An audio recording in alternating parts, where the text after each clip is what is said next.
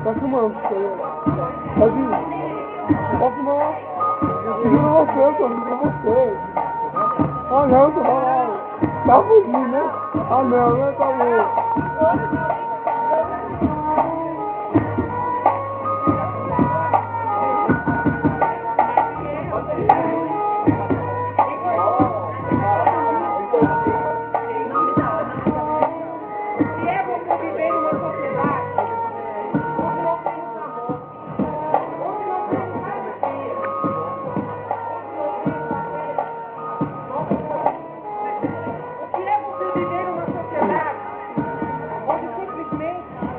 Fazemos as coisas erradas e que o mundo, o Brasil, onde a gente mora, nos tratamos como se fosse um lixo.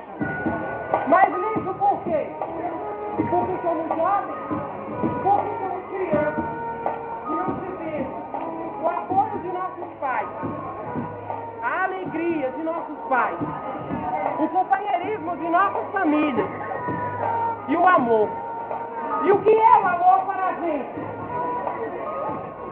O que é ser pensado em uma sociedade onde simplesmente o falso para nós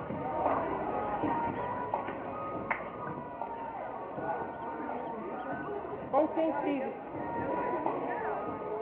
Como você trataria o menor abandonado na sociedade? Somos todos jovens. Afinal de tudo, somos o futuro do país, porque somos nós. Sem isso, sem educação, sem amor, sem apoio de amigos, sem apoio de nossa família, não teríamos nada. Só queremos amor, nada mais, nada menos do que amor.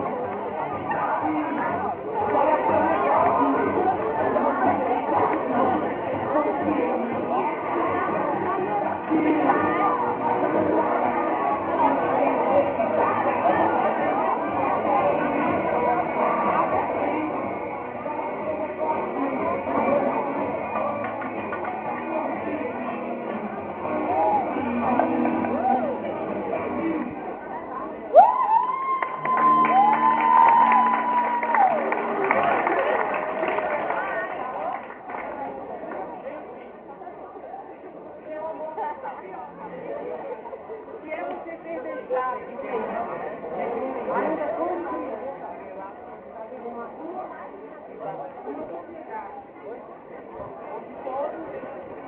e olham de outro jeito, e olham de outra forma, e você é obrigado a fazer coisas erradas. Não estamos aqui para julgar os outros, estamos aqui para nos defender, porque somos jovens, só queremos oportunidade. Afinal, não dizem que somos o futuro do país?